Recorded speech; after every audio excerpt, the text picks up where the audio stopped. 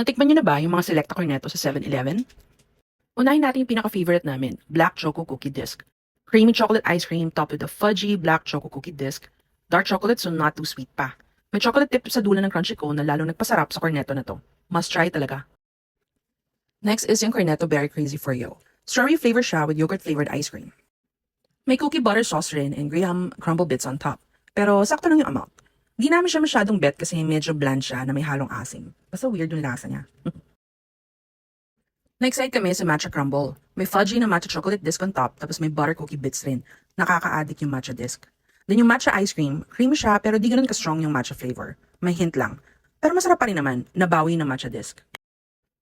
Finally, yung white chocolate cookies and cream disc. Ang sarap ng fudgy na cookies and cream disc, parang pwedeng yun lang yung kainin ko. Yung ice cream, lasang-lasa siya ng Selecta cookies and cream na ice cream.